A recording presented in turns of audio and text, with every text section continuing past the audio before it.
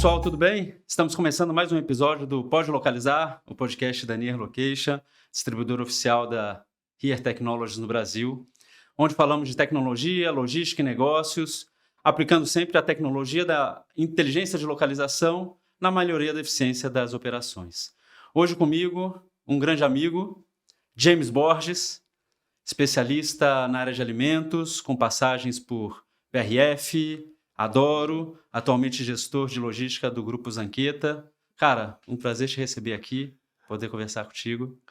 Carlos Góes, que pra mim não é Carlos Góes, não é Carlos, é Cacau, né, Cacau? Pô, eu acho que o quê? Uns 20, 30 anos que a gente se conhece? Não, 30 não, eu estou tão velho, mas nem tanto, cara. Mas não é muito 20, diferente. pô, 20, vai, 20, vamos 20 por anos, 20. 20 anos, isso. 20 anos a gente se conhece, da BRF.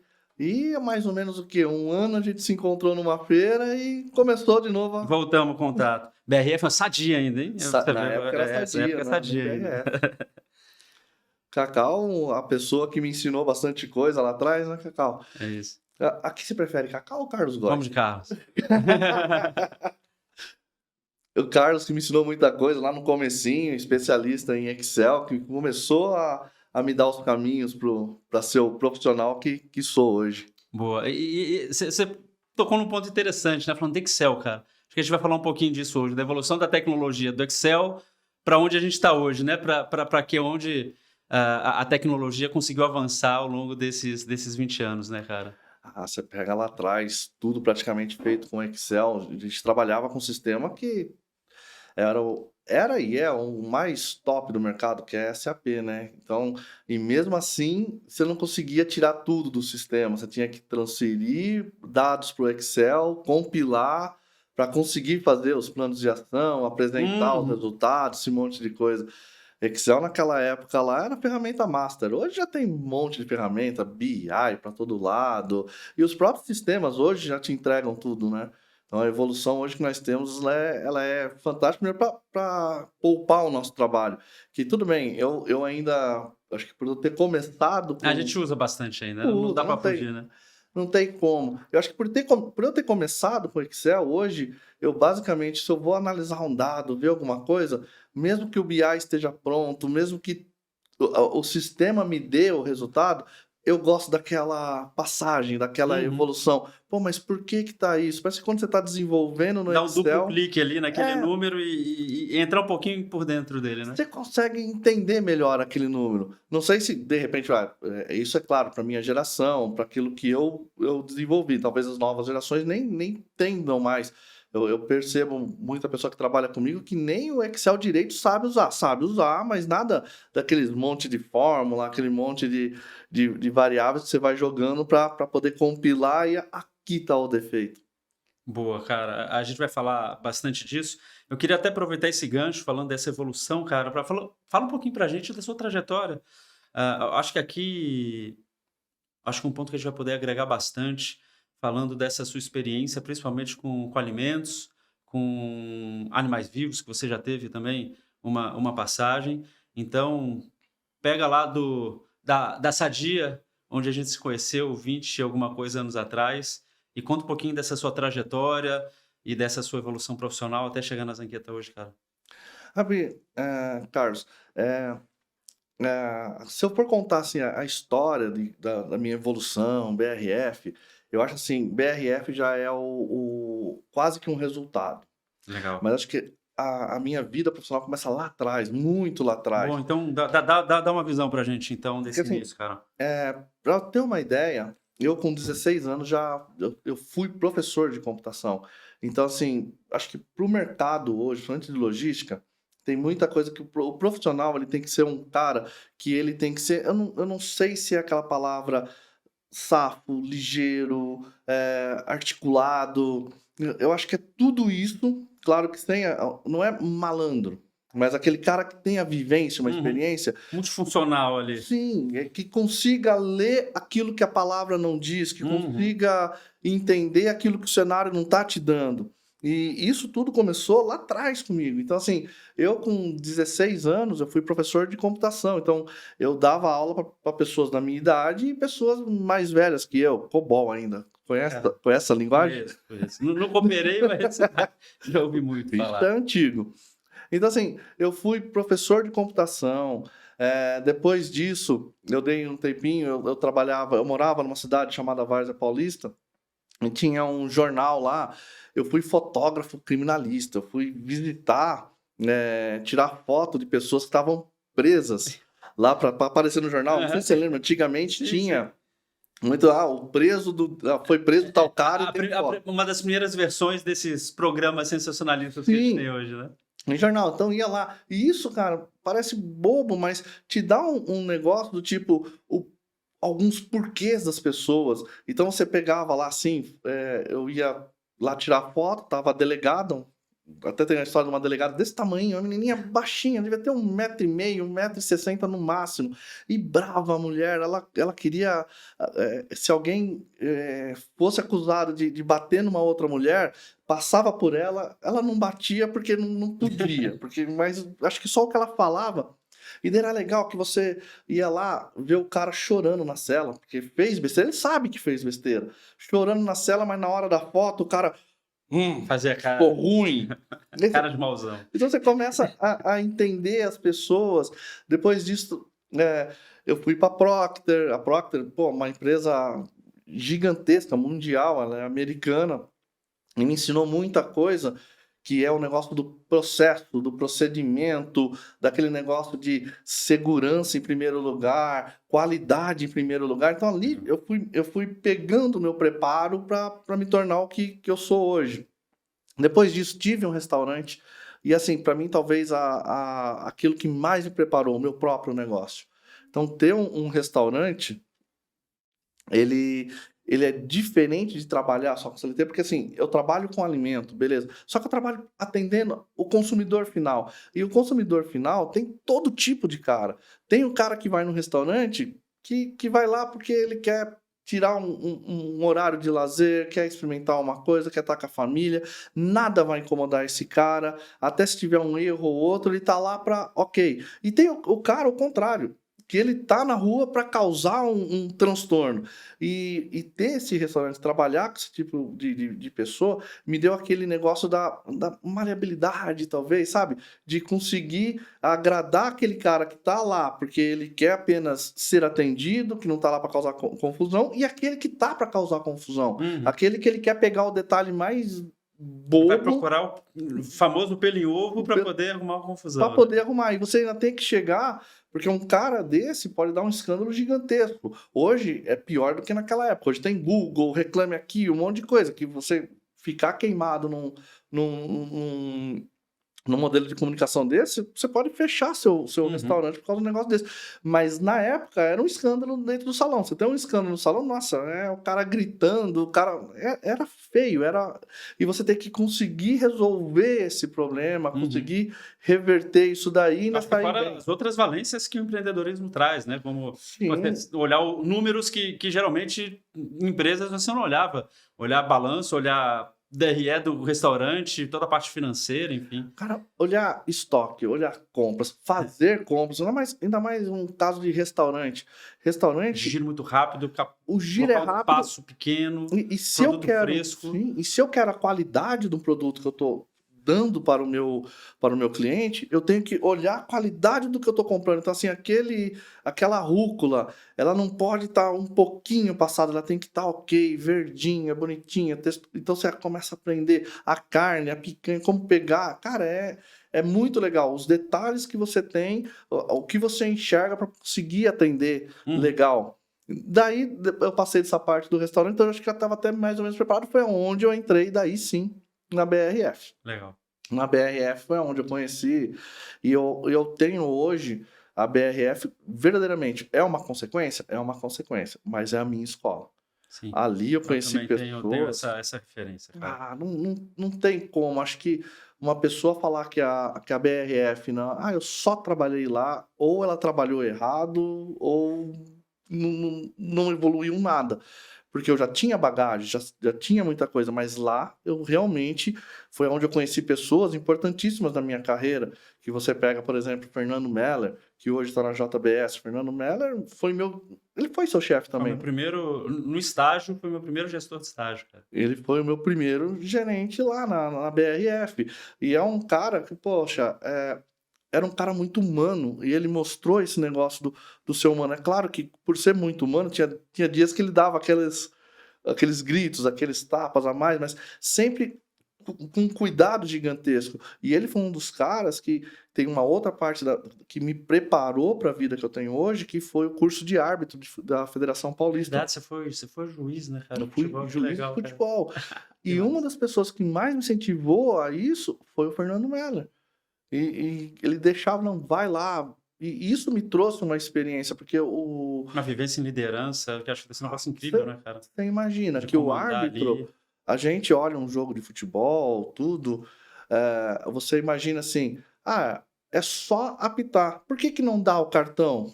Não, o árbitro de futebol, ele é um cara que está lá dentro, que ele pode contar naquele momento com os 2 assistentes, o quarto árbitro, e hoje com a galerinha que tem fora. Mas são 22 caras dentro do campo, mais todo o banco, mais toda a torcida em volta contra aquele cara. E aquele cara, qualquer Uma coisa decisão uma que ele tem que decisão olhar errada, todos os mínimos detalhes. e é rápido, a decisão é rápida. O jogo acontece, você tem que saber se foi falta, se não foi falta, se foi pênalti, se não foi pênalti, se é pra cá, se é pra lá, em questão de segundos.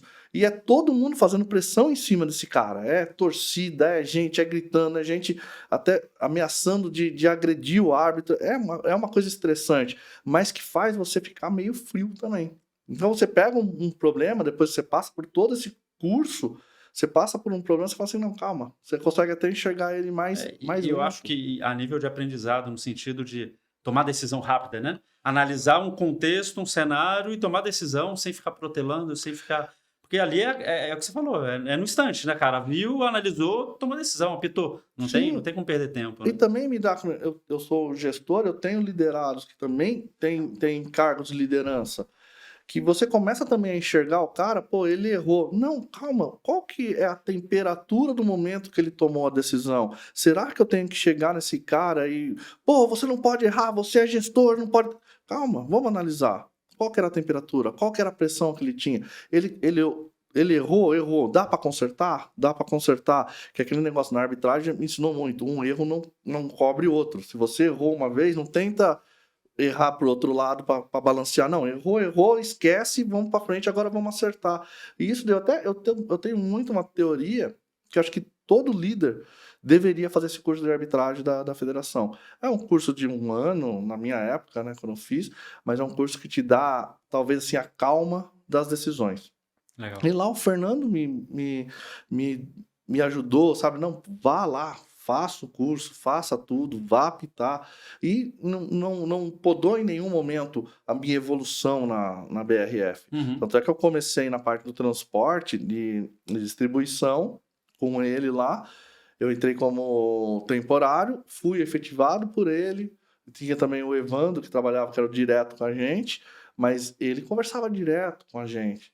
E foi me dando corda. Vamos, vamos, vamos.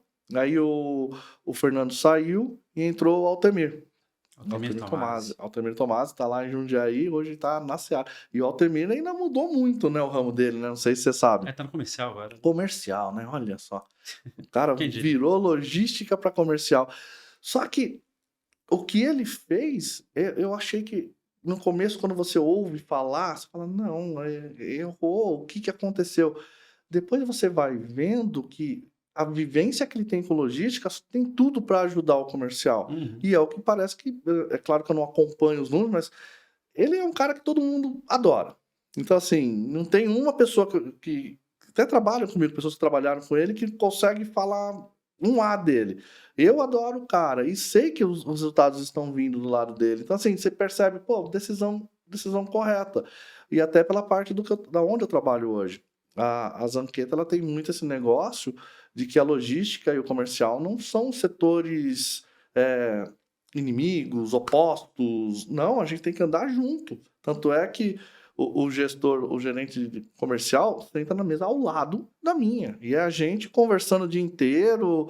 A gente se pega? É claro que se pega, mas eu tenho assim, o prazer de falar que ele é meu amigo pessoal. A gente tá em churrasco junto, aniversário dele que ele faz, uma baita numa festa todo ano, eu tô lá. É um cara que tamo junto. Isso só traz benfeitoria para a logística.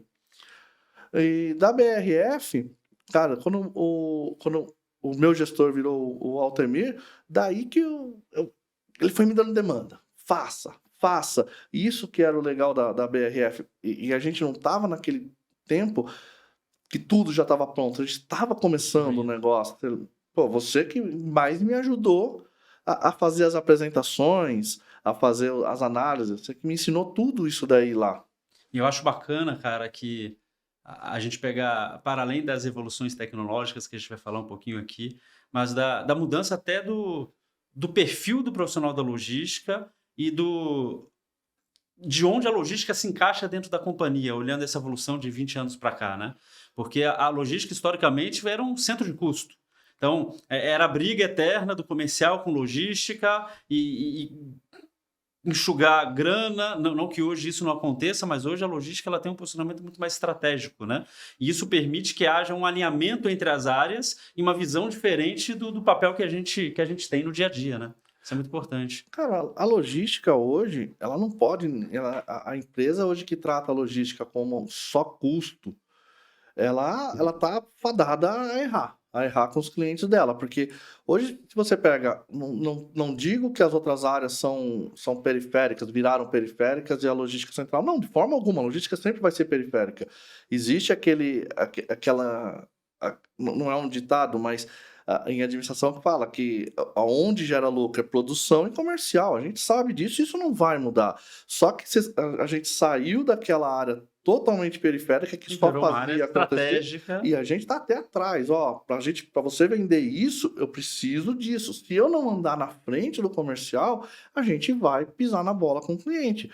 E hoje com tecnologia, hoje com a rede de informação, com um monte de coisa, você pisar na bola com o cliente, isso vai te queimar. Isso não tem como. Provavelmente você vai ter que vender mais barato para compensar, você vai ter que abrir mão de um monte de coisa que se tiver já alinhado desde o começo, você só tende a ganhar. Hoje, com certeza, existem, principalmente no meu ramo, que é alimento, existem tomadas decisões de um comprador que ele pode pegar um produto um pouco mais caro porque a logística garante. Eu sei que compra lá do Carlos, porque com certeza vai ser entregue. Até porque do outro lado estão empreendedores, como você já foi um dia, que dependem daquela entrega naquele dia ou um dia antes da produção do alimento, porque ele não tem a capacidade de estoque, porque ele vai ter que produzir aquele alimento no restaurante dele e você, às vezes, não entregar no prazo que ele precisa é prejuízo para ele, né? Então, você tem que ter o que a gente chama de dieta, né? O tempo estimado de entrega muito, muito afinado com a necessidade do cara,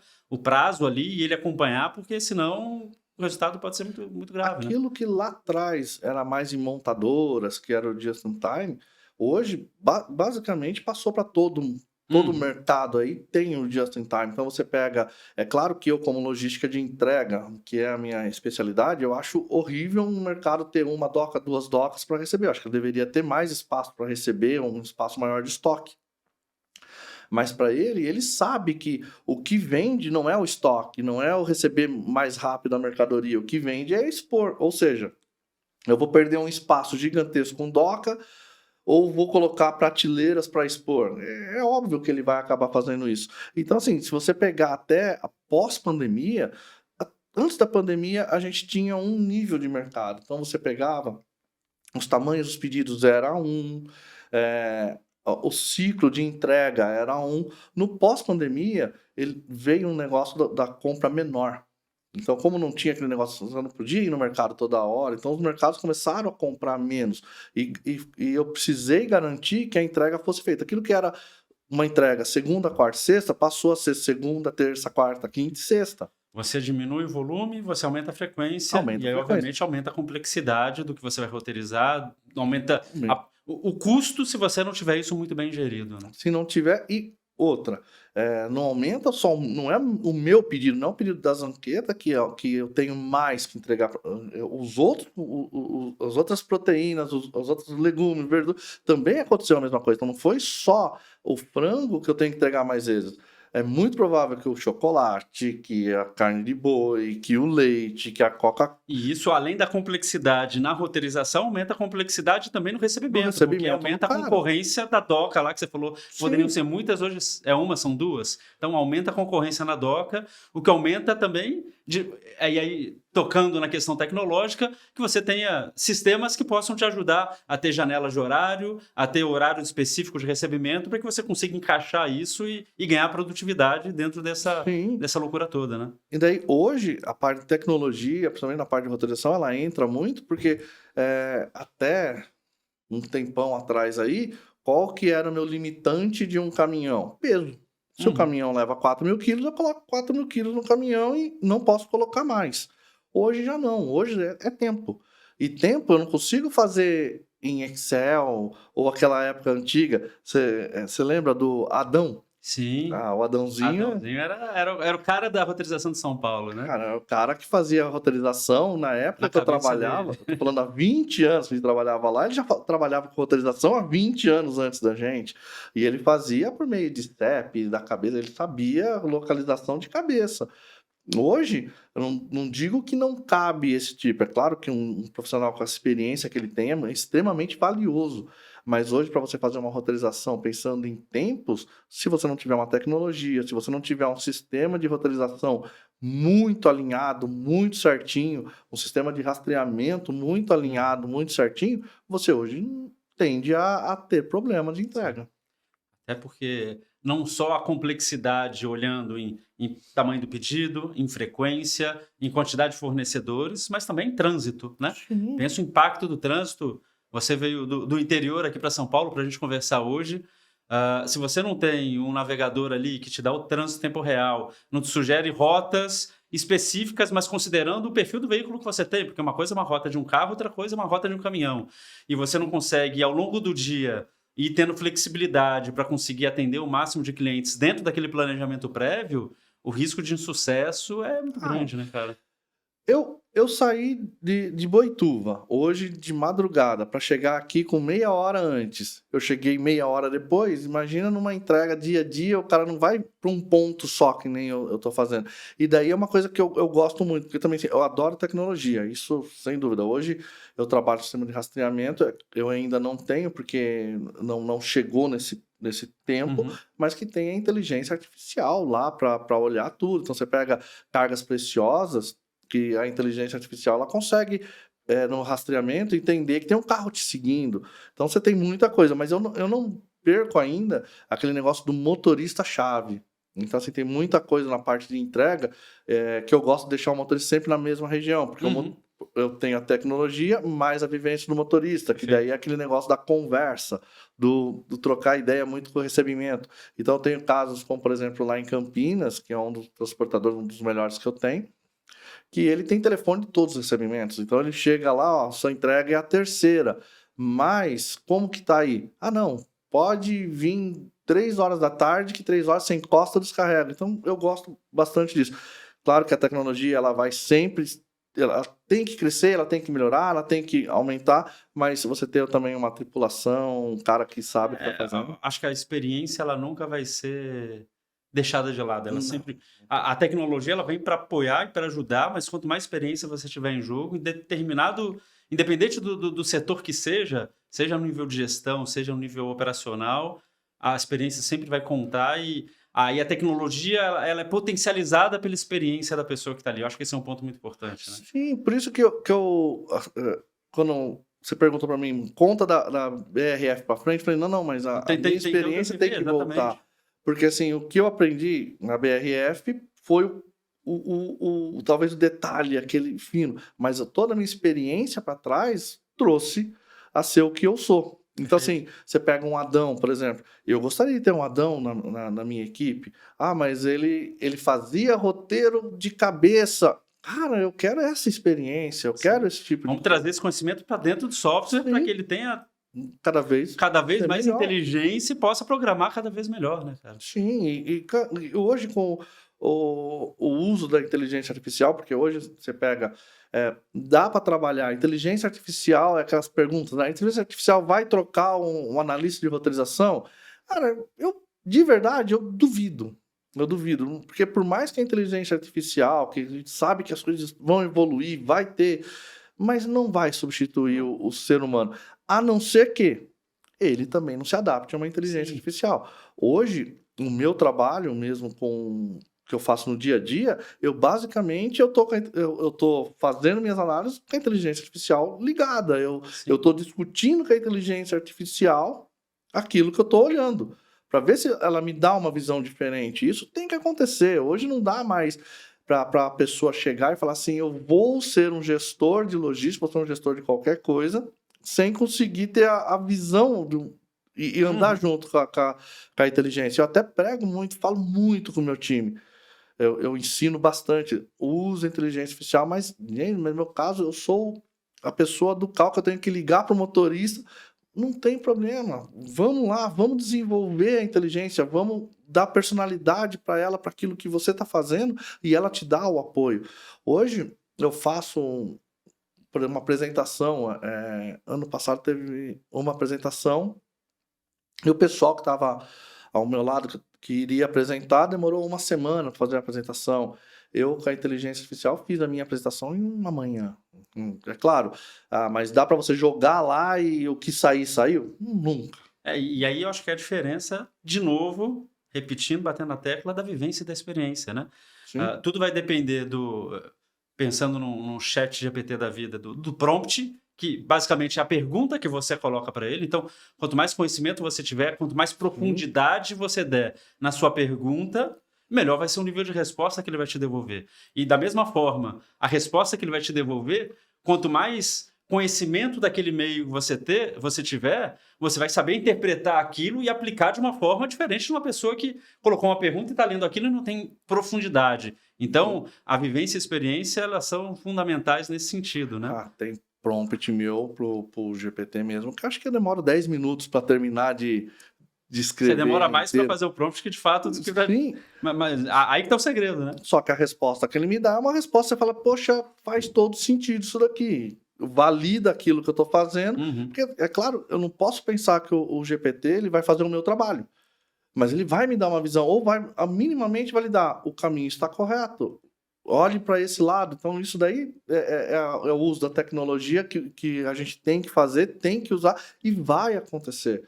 Você pega hoje o meu rastreador, que eu uso lá, cara, eu estou indo para um caminho, já até passando, já deveria ter colocado, mas de colocar canhoto eletrônico, com foto, com tudo que garanta que a entrega realmente está feita. E a própria câmera vai me dar, eu vou tirar foto do pallet, ele diz lá, aqui tem 10 caixas, entregou.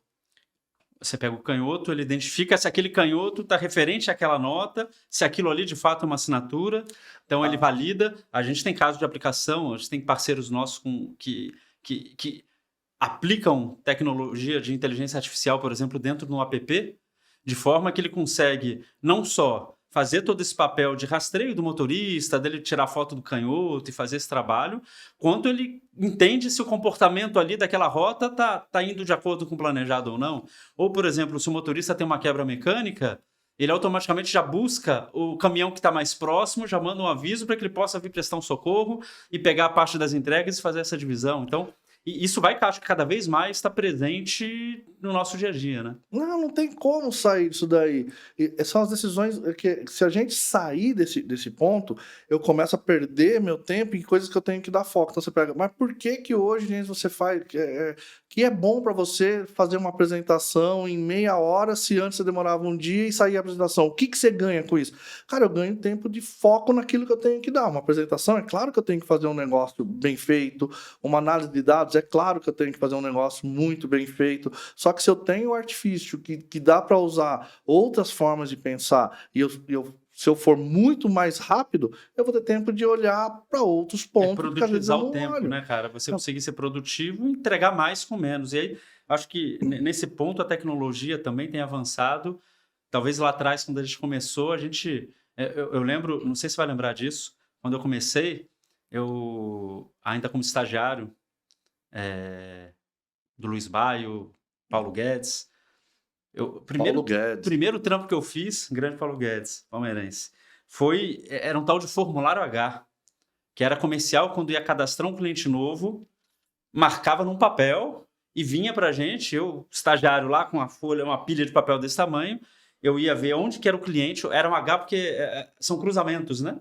E aí a gente pegava aonde aquele cliente estava naquela rua, então quais eram as ruas, o endereço que ele estava, as esquinas ali que passavam, e eu marcava se o cliente estava no meio da rua, numa esquina ou na outra. Olha o tempo que a gente perdia para geocodificar um cliente. Uma coisa que hoje o vendedor lá aperta um botão, o celular capta onde ele está, acabou. Então, antigamente você demorava 2, 3, 4 horas para fazer uma roteirização. Hoje é coisa de 20 minutos, meia hora, dependendo do tamanho. Você está falando de monitoramento de caminhão. Dependendo do setor, você consegue trabalhar, por exemplo, a RIR tem bastante isso de geofence, você consegue, de fato, traçar onde você quer que ele passe, não só o roteiro, mas colocar zonas de limite, por exemplo, de forma que se o caminhão exceder, ou então passar X metros, ou sair daquele trajeto específico, acende um alerta lá na tela de quem está fazendo o monitoramento da torre de controle. Ou seja, eu não preciso ter várias pessoas monitorando, olhando caminhão a caminhão. Não, cara. Quando alguma coisa sair do planejado, vai acender uma luz na minha tela e eu vou conseguir direcionar. Então você consegue otimizar o tempo para, de fato, gerenciar o que é importante e não ter que ficar olhando coisas que hoje não precisa mais, né? O grupo ele tem algumas carretas longas, bitrem, e, cara, carrega grão, que é caro. A carreta em si, o equipamento em si é caríssimo. Então a gente tem o sistema de rastreamento dele, claro que é bem diferente uma carreta que leva grãos de um caminhão pequeno delivery. Eu não posso limitar tanto a atuação dele.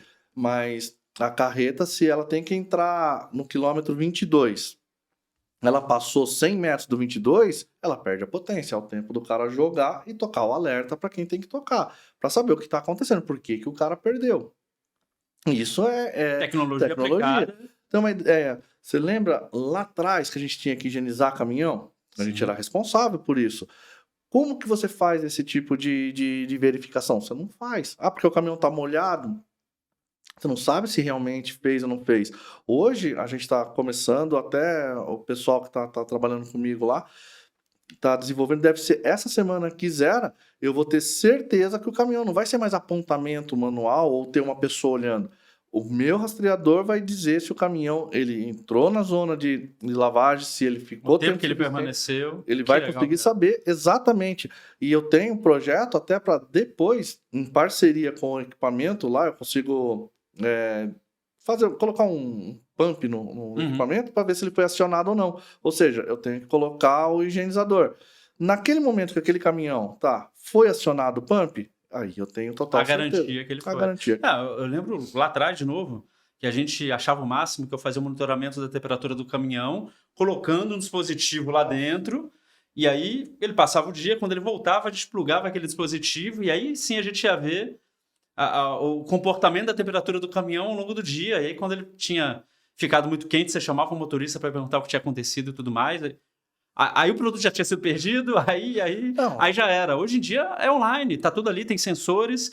De novo, você vai ter uma torre de controle. Se o cara ficar com a porta do caminhão aberta por um tempo maior do que o parametrizado lá, já apita, você já liga pro cara, fala, cara, olha a temperatura do caminhão e tal. Então é tudo muito rápido, tudo muito online. Ele me avisa se eu definir, mas ele toca no próprio equipamento do cara lá, no painel do cara, a temperatura deu pau. Chegando ao absurdo do próprio sistema ligar o equipamento de frio.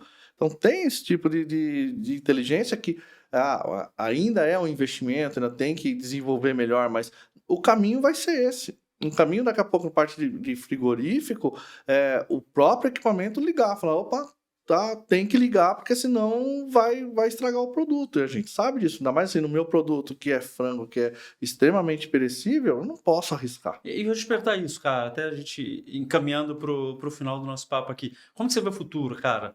Pensando nesse tanto de tecnologia, pensando em uma operação extremamente complexa como que você toca, de alimento, de resfriado? Que você pensa que vem por aí, cara? Cara, Ou então o que você sente falta ainda, né? eu acho assim, não tem como sair daquilo que a gente já fazia até lá atrás na BRF, que é ter os cross-dock, os centros próximos. Capilarizar cada vez mais e ter Isso pontos mais próximos dos clientes, né? não vai ter como. A gente vai ter que partir de um negócio que era um caminhão grande, que era aquele caminhão toco, truque, ou até o 3/4, e reduzir cada vez mais para caminhões menores. E para acontecer isso daí e não ficar extremamente caro uma operação, porque você pega a operação de frango, onde o preço do frango de venda é R$ 12 o quilo. Eu não posso o frango custar 12 e a minha entrega custar 10. Não tem como. Para eu conseguir baratear, eu ir avançando cada vez mais. Então é colocar cada, talvez, um absurdo. Acho que a gente até tinha eu ia para o litoral porque o litoral eram 10 caminhões, manda uma carreta, os 10. Sim. Eu acredito que o futuro, né, a gente vai ter que ir cada vez mais próximo do cliente. Isso Investir em não malha. tem como, porque a tendência é reduzir cada vez mais o pedido, isso vai acontecer também. Não vai ser reduzido cada vez mais o pedido. Eu tenho que ter caminhões menores. E assim, acima de tudo, não adianta eu pensar só numa parte da logística, que é a entrega. Eu também tenho que pensar muito hoje é demais, é no bem-estar do motorista, da tripulação que está lá. Então você pega hoje, eu não posso mais. Existe caso, nesse primeiro momento não tem como mudar, mas eu não posso ter um motorista que ele demora 4 horas entre saída da onde ele carrega e a chegada no primeiro cliente. Eu não posso ter mais esse tipo de coisa. Eu tenho que pensar que esse cara tem que descansar, ele tem que estar bem. Porque se você pegar, e eu não falo isso de feeling, tá? Eu falo isso assim com dados. Aonde eu tenho mais encrenca entre motorista e conferente são as rotas em que o cara rodou muito. Ou vai ser no final do dia que ele passou por muita coisa, ou aquilo que ele rodou muito. Porque, poxa, trânsito. Eu vim aqui uma vez para São Paulo. Você fica estressado. Imagina um cara todo dia com o caminhão lá, que é gigantesco o negócio. Então, assim, eu tenho que pensar muito no bem-estar. E aí a gente está falando tanto de segurança, a gente está falando de qualidade para o cara, do trabalhador, e a gente está falando de melhoria no nível de serviço para quem vai tá recebendo essa entrega e, consequentemente, os produtos, né? Você pega hoje, o que você como consumidor quer quando você vai em um local? Ser bem atendido.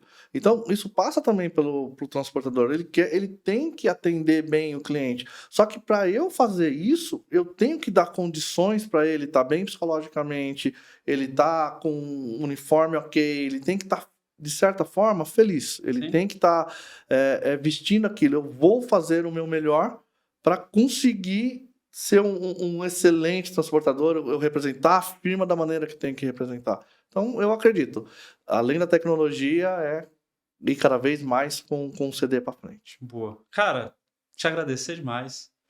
Bom te rever, bom bater esse papo contigo. A gente, nesse formato aqui, atualizando um pouquinho o que cada um está fazendo e poder compartilhar um pouco. Acho que tenho certeza que com essa história, com esse seu compartilhamento de tudo que você viveu, e aí a gente falando um pouquinho de tecnologia, mas principalmente falando de experiência, de habilidades, de vivências e da importância da formação de um profissional. Tenho certeza que isso vai agregar bastante para o nosso ouvinte, o pessoal que está acompanhando o nosso programa. E, obrigado, cara. Bom estar aqui contigo, bom ouvir um pouco do que você está fazendo e ver que você está bem, cara. Cara, eu que agradeço. Eu até acho legal, assim, pro meu lado, pessoal, por que eu fiz questão? Quando você me convidou, eu falei, não, eu vou sim, com certeza. Porque eu acho que isso é meio que uma coroação da carreira que a gente tem. Fala, poxa, você ser ouvido numa entrevista, num podcast sobre logística. Quer dizer assim, você fez alguma diferença ou faz alguma diferença. Você é visto como alguém que é o meu segundo. Já fiz um outro e falei, não, vou de novo, vamos falar, vamos ver.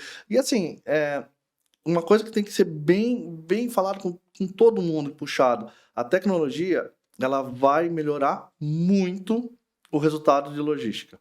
Só que não muda o aprendizado que você tem, não muda aquele conhecimento que as pessoas que lá atrás cavaram o buraco. Né? Eu, você, que foi lá cavando na mão e hoje tem uma experiência gigantesca para poder usar a tecnologia a favor. Porque daqui a pouco o pessoal vai achar assim, eu tenho tecnologia, você vai ver firmas. Contrata, coloca o melhor roteirizador, coloca o melhor sistema, coloca o melhor rastreador. Tá, se você não tem alguém que saiba pilotar isso daí, que tem uma vivência, que sabe conversar, não vai adiantar.